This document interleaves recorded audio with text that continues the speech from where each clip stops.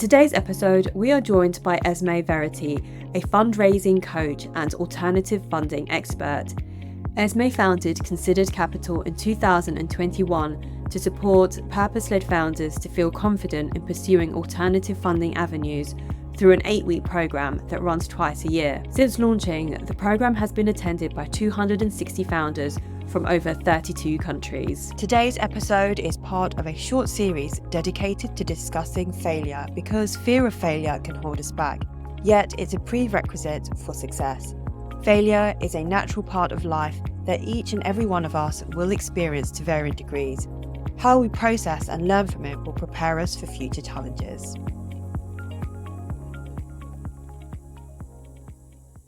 Welcome, Esme. It's so nice to have you on our podcast. Today, we're going to be talking about your startup journey and also a little bit about funding and failure. We're trying to turn around failure so that people don't think it's such a bad thing and turn it into a more positive thing that's just a part of the journey.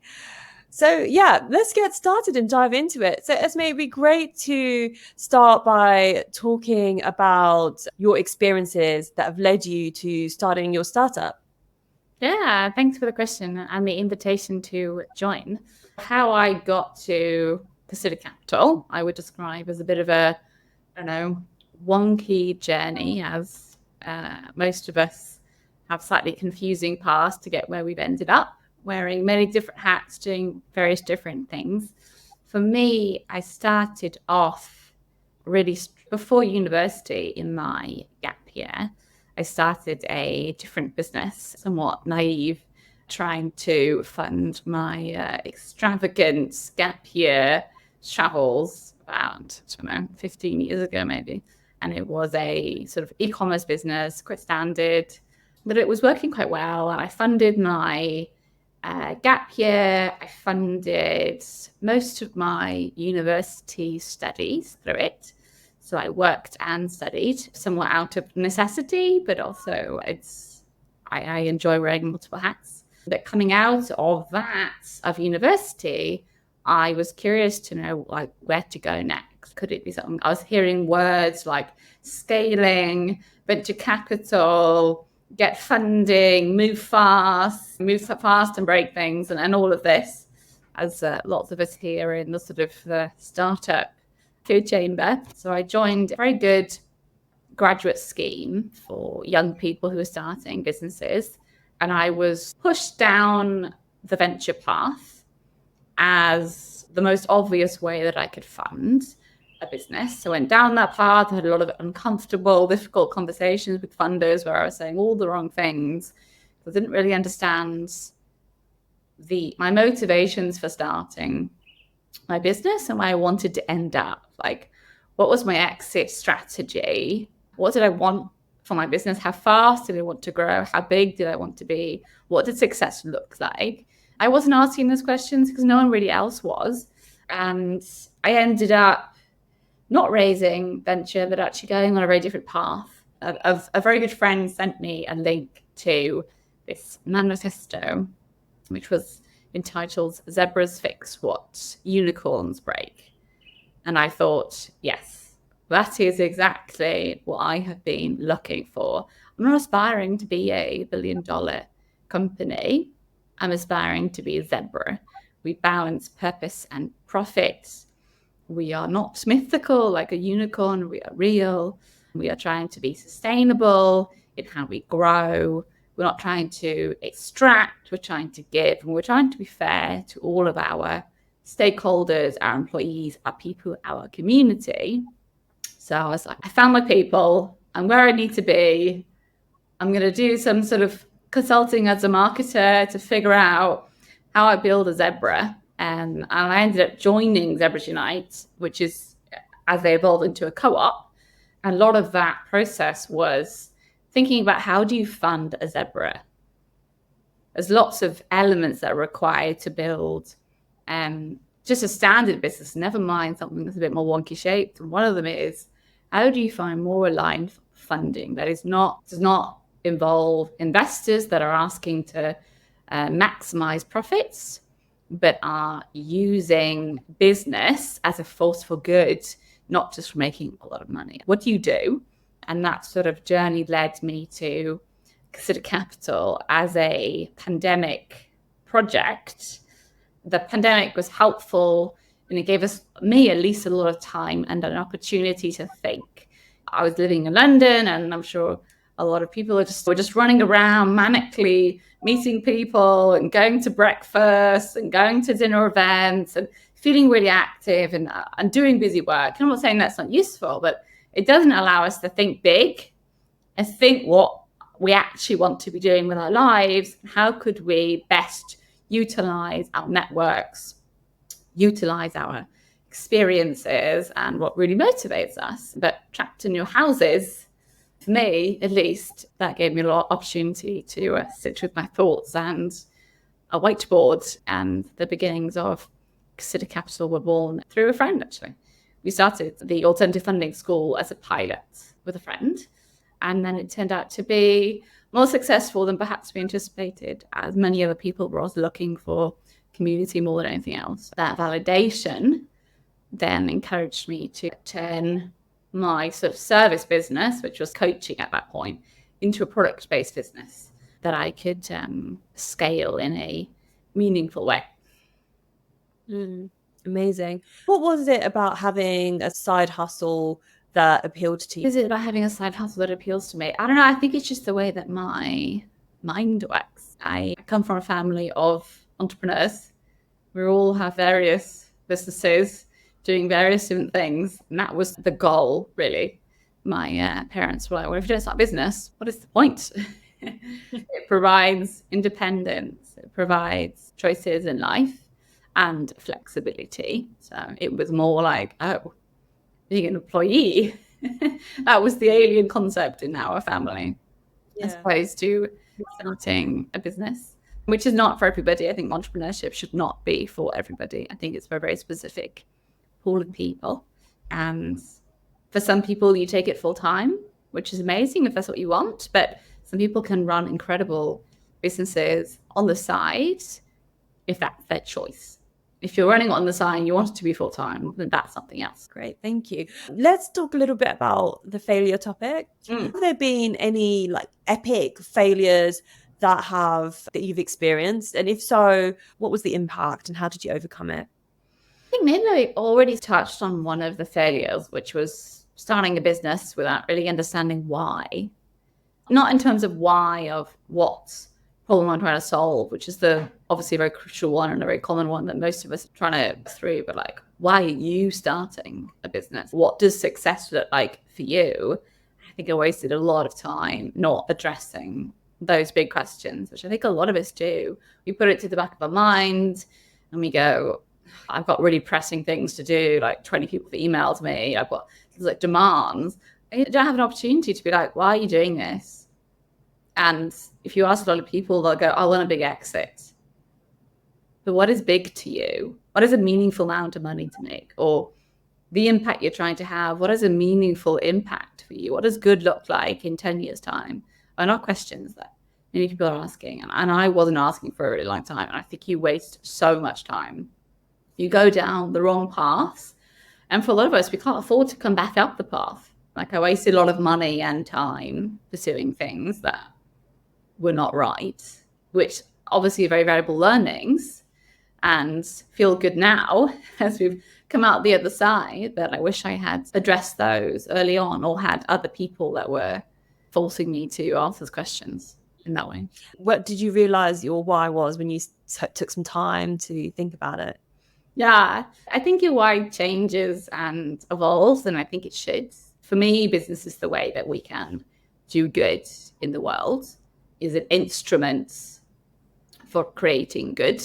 So therefore, for me, it was, how do I build a business that is for the long term, not the short term? Like I could make a lot of money short term, but it's not sustainable and it's not creating the impact that I want, which is let's get money into people's hands so they can build the impactful businesses that we need to see to solve the big problems of today that governments aren't solving, that big corporations aren't solving, that big businesses aren't solving. And charities want to be able to solve, but they have challenges around their funding. So at the moment, that's the why that motivates me.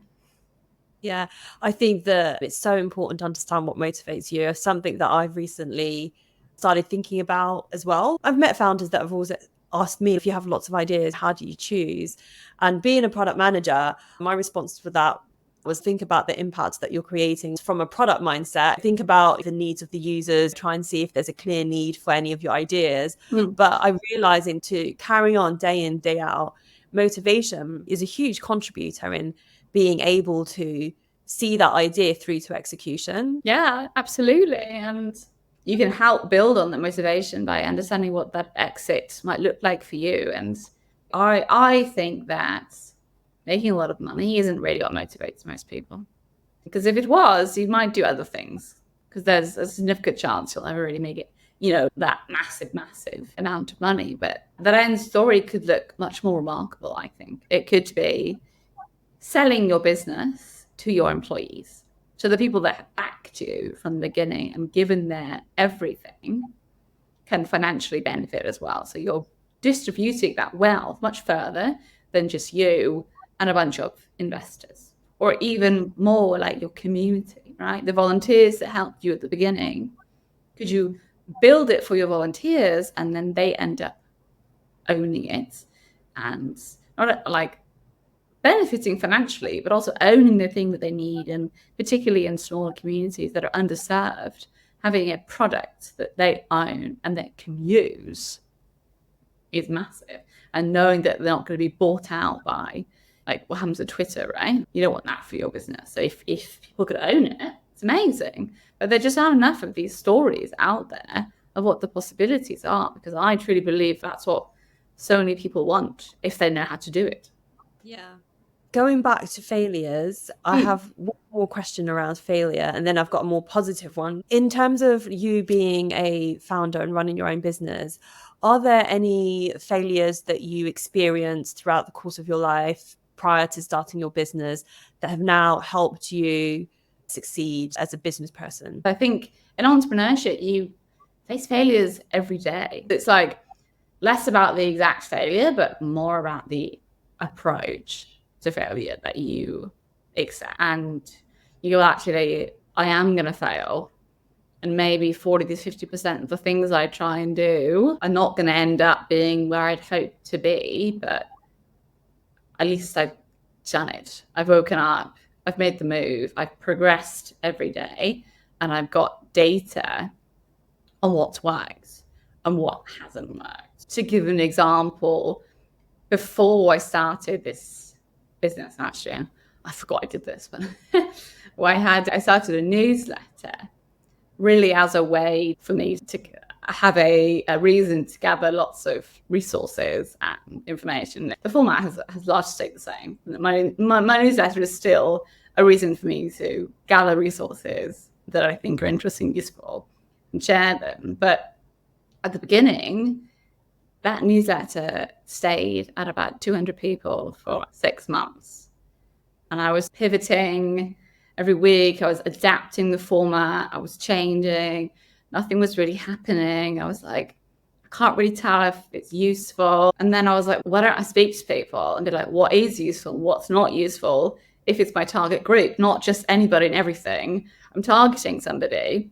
But I kept seeing it as a failure because it just wasn't growing. And in the end, I was like, you know what? I've spoken to people. I know that sort of 80% of people are opening this every single Sunday and find it valuable, and that is enough.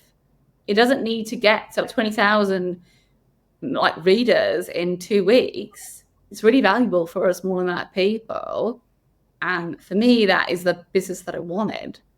And even our newsletter has grown, but not massively. I think maybe we have 5,000 people now, but we've kept that approach of as long as it's valuable for a small number of people, that is useful for us. What I thought was a failure for a really long time of not being able to get this newsletter off the ground was actually like, this is what it takes to build something organically with not much money.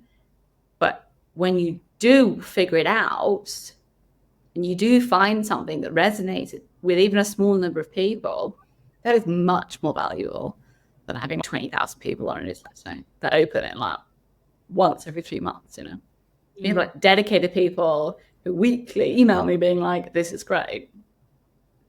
How do you set yourself up for success? I think it's really defining what success means for you. Going back to our motivation, it's what in 10 years' time, what would success look like for you? What do you truly want? You can't have everything. For me, that continues to be independence. I could grow this team, I could be much bigger, but I want the independence to be able to take a month off and to go traveling, or to slow down, speed up as my personality dictates. It's the flexibility to be able to do that, and to continue to make sure that you are doing something that has the impact that you want. So making sure that we get money in people's hands, but more than that, making sure that they feel confident to get that money. As long as I feel like I'm still on that path, and I think that's success. I think it's setting up those boundaries and being really focused on those things, and checking in, right? And being like, oh, actually, you know what? This is going to change because maybe I'm going to have a child, or maybe I've got some other milestone now that I'm interested in hitting. I might need to reassess what success looks like, but I'm really clear on it as like our North Star, and everything leads to it. Yeah. You mentioned making decisions, for example, not growing your team because you value independence. It'd be great to understand a little bit more about how knowing what success looks like for you impacts you on a daily basis. What does your day often look like? Yeah, it's a good question. There's a cost to that. There's a cost to independence and flexibility. For us, what works right now is having a small group of freelancers and contractors that we work with in various different capacities. So we have somebody that helps with our branding and our marketing. You have somebody that helps on sort of admin and operational side, which helps enable me to focus on getting out of the weeds, which I think is not what I did for a very long time. Just because you can do everything or some of the things does not mean that you should be. As a CEO, what is the best use of your time? Big picture strategy, making sure that there is revenue, making sure that you're constantly moving with new products or new ideas, and keeping things alive and not stagnant, and then getting in the right people that can help make that happen, and treating them well, treating them fairly, and giving them opportunity. Because I think that is also one of the big definitions of success in a business, is if you are able to treat your staff, and we're using a broad definition of staff here, you can give them good opportunities and treat them fairly. And I really admire people who are very good managers. I'm still learning and still figuring out what that looks like, but I think that's one skill that I would love to get better at and improve, and there's a real opportunity for business, I think. Great. Thank you for answering that.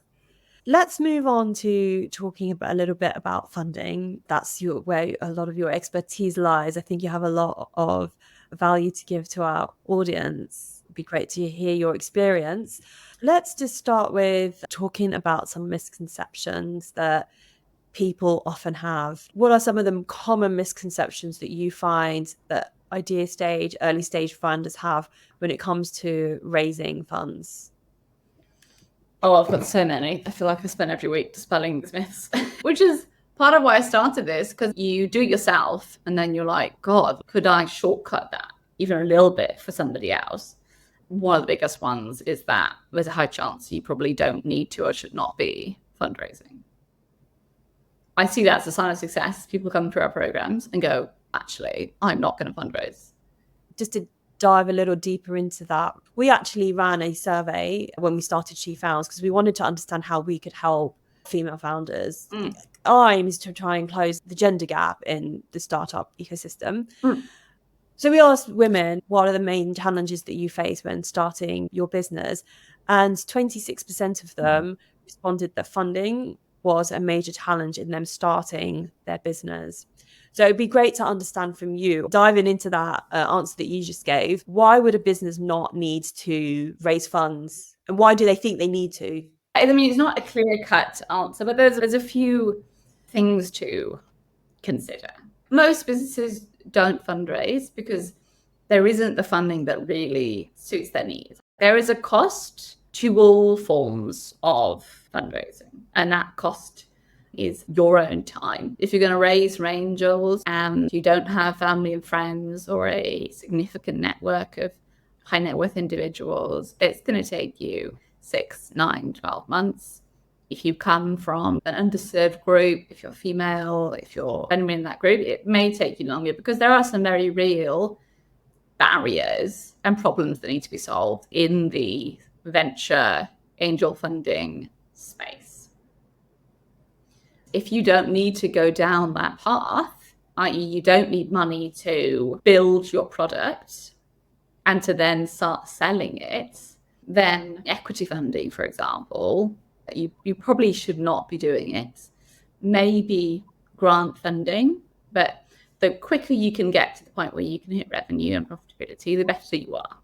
Now, of course, that doesn't suit all businesses. You've got heavy R&D businesses, more product-based businesses. You need a large injection of cash, or businesses that require a huge tech build, AI, all of that might need significant more chunks and potentially rounds of that funding. For most businesses, there are ways around it, or there are ways to access slightly different funding.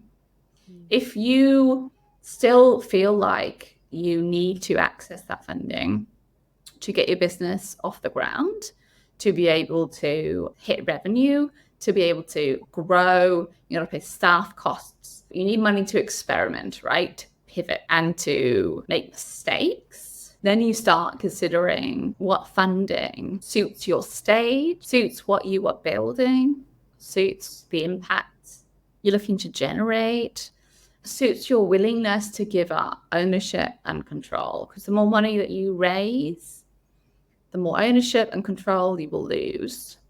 And it could come to a point where you're very far away from where you started. And the final one is your exit strategy. All those pieces need to come together for you to decide if funding is right for you. And it's a journey, right? And it costs money often to fundraise, which I know is a difficult pill to swallow. And it is incredibly unfair. And there's all sorts of challenges around access to funding, which of course are very real, but you have to really need that funding for a specific reason. And often some people don't, but they just go, okay, I can get some funding. It's interesting because it almost seems like it's a step in the journey that people have put in. They kind of just, even when they've got their idea, like, I have an idea, I need funding. Like, I want to work on this idea, I need funding. Exactly, which I don't know how we've got there, but it's not the true reality.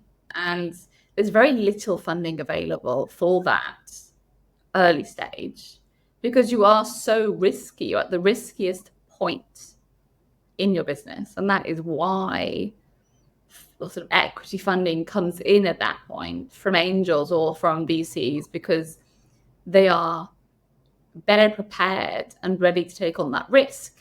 But the cost is, because they're taking on such significant risk, venture capitalists and some angels individuals that have different motivations, are asking for a big chunk of your pie in your business, and they're asking for high financial return in a short amount of time because of that risk.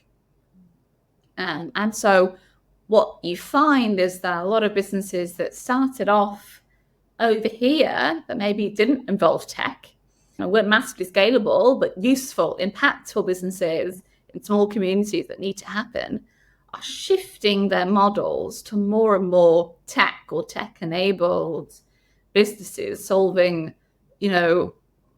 sometimes stranger and stranger solutions, just so they can fit into this box, raise a lot of money, and then go on this growth at all costs journey.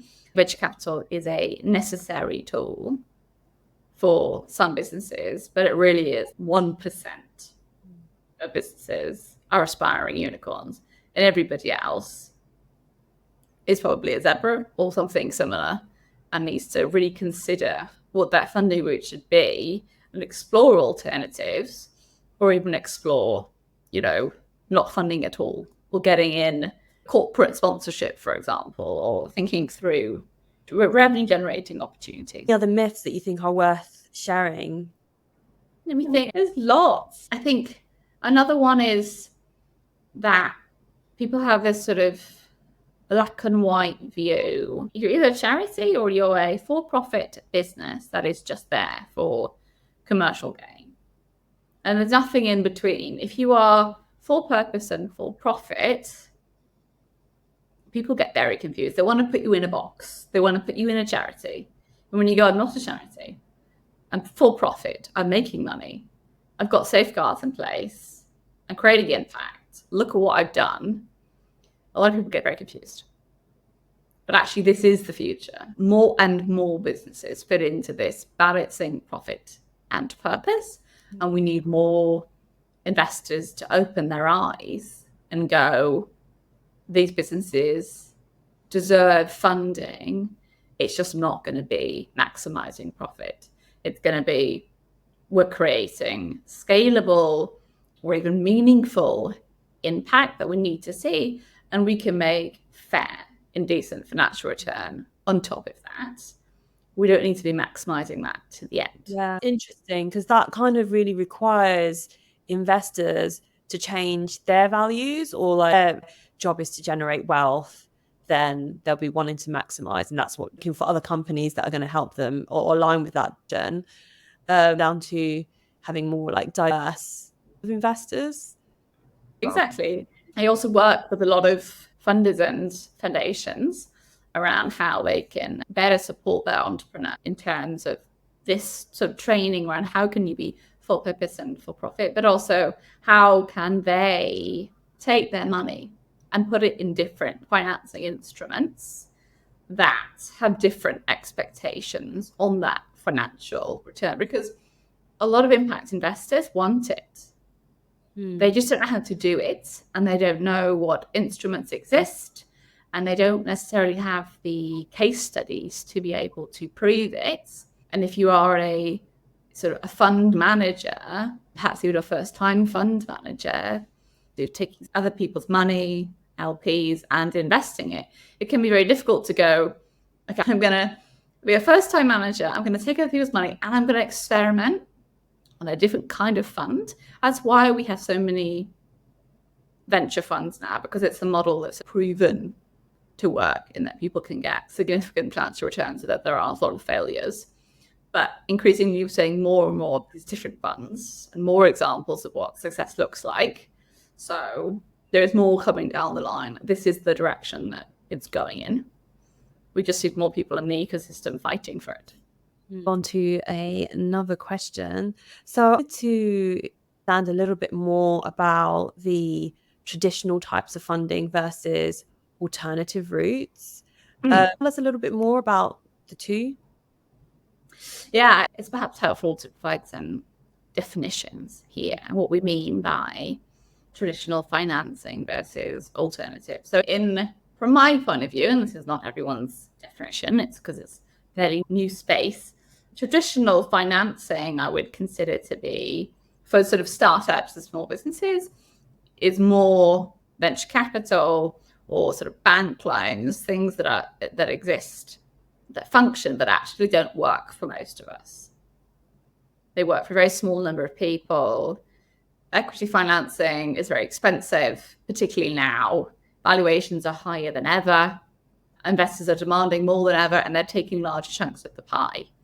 Things like traditional debt don't work for most of us. We can't access it. We don't have assets. Alternative funding is taking a more holistic view, taking a wide look at the full funding landscape. In a dream scenario, it's just funding. It's not alternative funding, it's just funding. But there is a job to be done in helping people understand what funding options exist and what choices they can make based on what their motivations are and what suits them, versus most people just go out and try and book meetings with like 10 VCs and feel demoralized. And perhaps their journey ends there. Define as sort of options that people could be looking at. I find it helpful to provide like case studies here versus just a string of different instruments, because sometimes it's instruments that exist that you can access, but often if you're really wonky shaped, it's about taking some instruments and setting your own terms, bringing these to funders because you know what you want and you know what you need for your business. So an example could look like, there's a social enterprise in the UK called Library of Things. It is a wonderful organization. They help people to borrow DIY equipment. Their mission is twofold. They want to prevent waste, so people borrow and not buy. So it's around helping the climate. And the second one is to be able to serve low-income people that can't afford to buy, which means they end up in a challenging position because they're helping people who are low income, which makes it potentially difficult to access high growth funding that's trying to maximize financial return because their customers don't have the money to really pay for this product and it's not their mission. And so what they've done various incredible things to safeguard their mission. They are a steward-owned. They use a steward-owned model in there. And what that means for them is that they wanted to protect their purpose and their mission as they brought in external stakeholders. Sometimes when you bring in external stakeholders, they come with opinions, they come with voting rights, and their motivations aren't always the same as yours.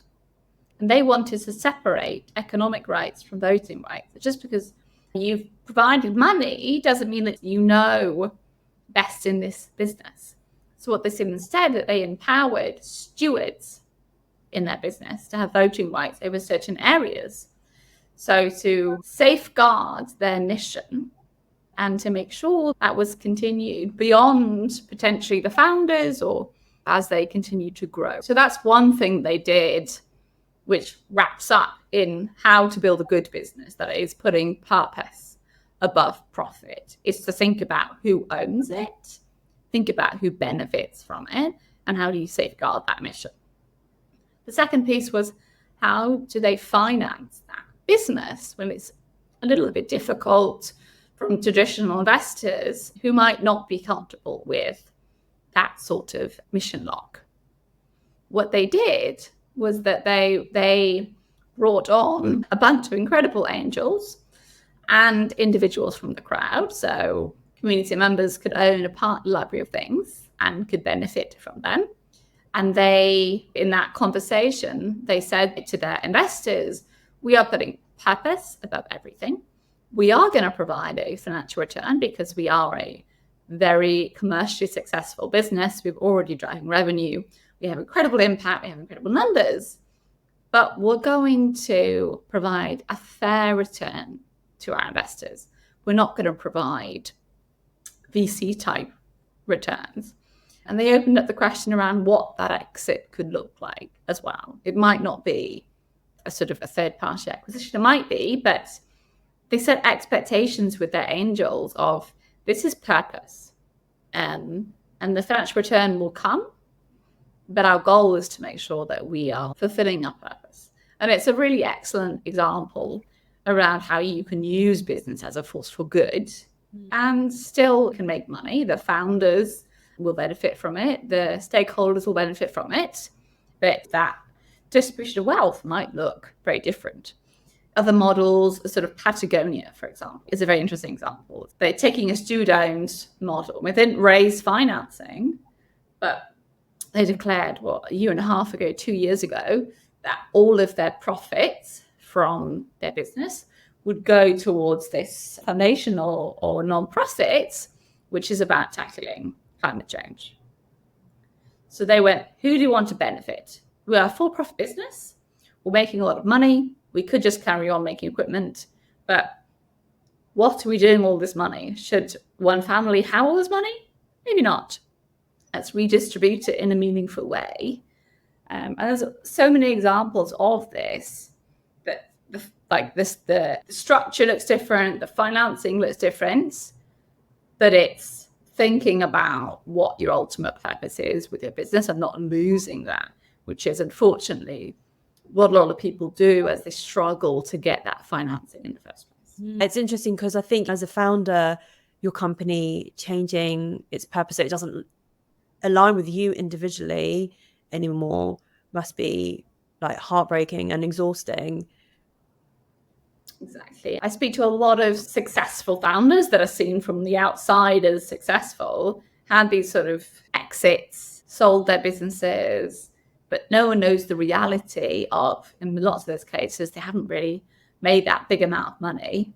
And actually, they've lost control of their business. Someone else owns it and has gutted it from the inside. They've taken away the staff, they've taken away certain elements, and it's very disheartening. That's not what you went out to achieve. And that's why you're going to be so careful every step of the way, because you can very easily, 5 years down the line, end up running a business that looks nothing like what you intended and is not creating the purpose that you want. So you just drift. It's called mission drift. Are there any emerging trends or new developments in this area that founders should be aware of? There's lots. It's a very exciting time. I have been in this space really for maybe, 7 or 8 years. And particularly in the last 2 years, so much more interest in impact investing, in innovative funding, in social finance, whatever words we're using to describe money that is creating impact, right? And it's a very exciting time because we have so many more funds coming out, and importantly, so many more service providers that can help founders do this. So perhaps you manage to raise fair funding, but then how do you get a lawyer that can design an ownership structure to enable you to take that funding and still give ownership to your employees, for example? How do you do all these pieces? There's so many more people that get it, which is massively exciting because we need more. In terms of specifically funding, I think that's a very interesting opportunity in terms of the generational wealth. So in the next couple of years, there's going to be the biggest shift in who has money that we've ever seen. So baby boomers that made a lot of money are now passing on that money to millennials and younger people who largely are much more socially minded. A lot of this money is held in family offices. So they're doing stuff with this money. And there was an interesting report by UBS the other day around this transfer of wealth, the biggest transfer of wealth in history. And that creates a lot of opportunity because these millennials don't just want to provide philanthropic money to charity. They want to provide funding for this for-profit, for-purpose world. They're looking for places to invest and they're looking for what instruments they can use. And that's very exciting and interesting and something that we could all be capitalizing on in accessing those people. Yeah. I mean, if people want to know more, where can they go? In terms of finding sort of family offices who are transferring wealth, yeah, that one's the tricky one. It's a big opportunity, but finding them is a tricky one. Family offices are notoriously private because unlike venture capitalists, they don't need to be loud. And venture capitalists want you to find them and provide deals. Family offices might do various different things in different asset classes. It can sometimes be individuals within the family office that have this particular focus on social good. So like any kind of funding, unfortunately, it is building those relationships. And even if you think that within your network, you can't access money, I do think that there's more opportunities than you realize. To give you an example, I had somebody in my last cohort who was raising maybe $500,000 from individuals in a fund, an impact fund. She was like, I don't know anybody, but I'm gonna reach out to anybody that I've ever spoken to in my life. And I'm gonna ask for introductions, ask for connections, call all those favors that you are owed. at this point. I'm sure lots of people have done help people, and now it's like call in those favors and don't be embarrassed and just ask. And she ended up getting money from those surprising people who nobody would find that they were investing, but they're investing privately for various different reasons. They want to have fun, they want to help female founders. You've got funds that were 3 people down the line, got a connection, but it's going for it, right? It's not going to happen unless you ask and you're prepared for a million no's, but it's absolutely possible. Yeah, that's a really interesting story of like how she thought she didn't know anyone and then just being brave enough to contact everyone. I think we were talking about before we started this call about feeling embarrassed, that fear of failing. Everyone's going to be like, well, this is a ludicrous ask, but it's not. I think people are really interested in helping you. So if you met somebody, I don't know, 15 years ago when you first started working, people are interested in what you're doing. Yeah, absolutely. People are lurking. People are lurking on LinkedIn and they're lurking in other places. I always think if you got an email from somebody that you maybe had interaction with or met a couple of years ago and they had a very clear ask, that's important. It can't be a wishy-washy email. A clear ask. Do you know anybody that is investing in this types of businesses or is interested in supporting female founders or works at this particular fund?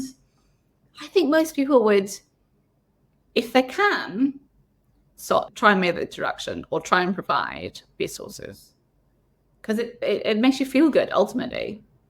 And if you think that you would do it, then the chances are someone else will too. Often our barriers, there are real barriers, but it can also be us. We're a barrier to ourselves. And really just like going for it and getting it just an inch of that confidence and being like, you know what, if I fail, what is going to happen? If I reach out to 10 people and no one replies, I might feel a bit sad, but they don't know that no one else replied, you know? So it's like, I didn't even know about it. And maybe it's an hour out of your day and the return on that investment could be huge versus spending 10 hours going through a database of angel investors that probably get like cold emails every single day because they've ended up on a list. And actually, they don't even invest in your sector, or they haven't made an investment for 5 years, or they made one investment 10 years ago and they're a woman, so they're on this list. So it's about being a bit smart and just going for it. I'm curious to know whether that's a pattern that you've seen with people that potentially don't come from a background where they're surrounded by people that do this fundraising, or if they're not from that atmosphere. Do you find that it's a common pattern that people feel awkward about it? Yeah, massively. 80% of the people that do our programs are women or identify as women. I hate to make mass generalizations across all women, but there's certainly themes that do come up in the women that we work with versus some of the men. And a lot of that is around confidence and being able to ask for the things that we want, being able to charge money for our services, believing that money isn't bad. We do this exercise in our alternative funding school around our limiting beliefs around money, which is super interesting. And often it's, I think money is bad. I think money is dirty. I think money will corrupt me if I get it. Where does money come from? I don't want dirty money. Fundamentally, we don't think we deserve this money. And if you don't think that you deserve money and should get investment, who is going to give you that money? It's so interesting, isn't it? I think this often comes to with how we're raised as children, needing to be nice, not being greedy and sharing, and all these kind of things that we teach that we've kind of imbibed by to be a good person. It just makes it more challenging. Particularly women. I think just not wanting to speak about anyone else's experiences, but just in my experience, I was told on a almost daily basis, oh, you're quite bossy. Oh, you're quite loud. Oh, don't be so aggressive. That's not language that most people would use with boys. They're like, oh, you're opinionated. Are you confident? Are you doing what you want? And if we have that in the back of our mind, like, oh, maybe we should do less. aggressive. Let's just make sure people like us. Because if they like us, maybe they'll just do us a favor. No. They're going to do it because you've made very clear demands and you've made it so that they can't say no. I think people really appreciate that as well. People want to help you, but they need to know what you need. In the working atmosphere, I also experienced the same issues. The women that you've worked with, how have they come out through the journey that you go on with them? Yeah, I can certainly see just themes and patterns. I think in terms of what we've seen by people go through our programs, we're actually going to run our next cohort in September. It's just going to be for women. I made the decision this week because I think there is such a difference in how women approach fundraising. And when people come out of our school, lots of women go, you know what, I actually can do this. And I didn't think I could before, but actually I do have the tools. And I should feel more confident about this. And I need to make those asks and demands. And our school enables you to have those tools so you know how fundraising works. And that is part of confidence, particularly with women, is actually just understanding how something works so that we don't feel silly. And there is a limit. At some point, you've got to make the leap. But equipping yourself with information and tools around how fundraising works is massive, because then you can feel empowered to make decisions about it. But it's more than that. If you're surrounded by other people who are in the same position as you, and we design our live sessions very much as discussions and getting to know each other, you realize that most people are in the same boat. Most people are really struggling with building their businesses, and funding is one part of it, but it's bigger. We're struggling with managing childcare. We're struggling with all the other demands that women have, and we're trying to balance it. And largely, I found that more women are looking for alternative funding, and they're looking to create more social good in what they are doing. And we need more funders to realize that women are good at this, and they shouldn't be given an opportunity. They should just be given the funding because they deserve it, and that it's a good business proposition. Before we move into our lightning round, is there anything else that you think is worth sharing with our audience around funding or failure? I think it's an interesting one around funding and failure, because you face so much failure when you raise funding. So much failure. And that's everybody. There's no one that just goes smoothly unless you're just rich to start with. And even if you're rich to start with, it's still going to be a struggle. So it's about accepting that failure and using the data you get from the failure to learn and make bigger moves. So, for example, every meeting you have with an investor, they're going to provide feedback, thoughts, questions. You might go, you know what, I missed the opportunity there because they're my ideal funder. And you go, why are they your ideal funder? Is the feedback they are offering useful for you? If it is, you go, how can I adapt and change to make sure the next time I've got really good answers to these questions? Because you might come back to them a few months later and in a different position. But unless we're learning all the time, it's just failure. Great. Thank you for that. Okay, so now moving on to our concluding lightning round. I have some hopefully fun and interesting questions to ask you. It would be great if you could tell us about a hero that's impacted your journey and why. If you could tell us about one thing that they've taught you and you've applied in your startup journey or life.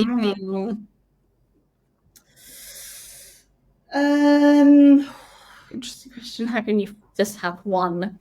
I would say, maybe it's slightly embarrassing. I would say my dad, because I think my dad gave me a real gift in redefining what success looks like. Not trying to follow everybody else, not trying to hit traditional milestones, not trying to have a big paying job in a large corporate, but actually you have one life, and life is about joy. Life is about experiences and making the most of it. And as long as you have independence, i.e., your own wealth, your own source of wealth, then you can create the life that you want. Which I think is quite rare for a parent to instill that, particularly into women as well. To be like, no, you can have just as much. There's no limitations on what you can do versus men. Yeah. I didn't even realize there were limitations until I met, until I was quite a bit older. And I was like, oh, this is what society's been telling me. Oh. Yeah. It's fine at school, and then you get out of school and college and you realize, like, what's going on? Like, I went to an all-girls school, so it was even more like in a little bubble. Yeah. moving on to the next question, it'd be great if you could share one resource that you found really helpful that our audience should go and look at. So maybe a podcast or a book or a blog that you've read. I think it has to be the Zebras Unite Manifesto. Zebras Fix What Unicorns Break. It's a fantastic title. When was it written? I'm not sure, maybe 4 or 5 years ago. When I first started sending it to people, they'd never read it. It's always the same response. You read it and you go, that is what I've been trying to articulate and haven't been able to. It's everything that I've been trying to put my finger on. But now, and I said it to people, they've already read it, which I love. It's a real testament to the power of branding. Unicorns, it's amazing branding VCs have done to make that seem really appealing, right? And Zebras have done the same. They've branded an idea and made it spread, and more Zebras exist. And then I send them this article and they're like, okay, what else you got? Great. I'm looking forward to reading it. I'll definitely link it in the notes for everyone so that they can go and find it. Is there one quote or affirmation that has helped you on your journey that might help others? Oh, I'm terrible at remembering quotes. It is part of my dyslexia. Maybe we might have to land on just ideas and thoughts that I've had today that have helped me through the day. Maybe that have come up in this podcast, in this conversation. I think it might sound very simple, but anybody can come up with ideas. You sit down, you've got 20 ideas probably there, but very few people can do that. And that is the difference. Someone's got an idea and somebody's an entrepreneur, right? And if you need to be a doer, you need to be prepared to sit down every day and take risks and be open to failure and to keep going. And you can't just sit down, imagine, think, and plan. It's one of the themes that I see with a lot of the women that I coach, is that we need things to be perfect before we put them out in the world. We need to fully understand how a concept works until we go for it. I think that holds a lot of people back. I'm not saying that we go wild and just like make random decisions, but like there's a bit, you know enough to make the next move, go for it. Don't try and plan 10 steps ahead. Great. Thank you so much for your time today. Where can our listeners find you? Yes, so you can go on our website, www.considercapital.io. We will be the best place to learn a bit more about what we do and access some of our free resources. You can sign up to our newsletter.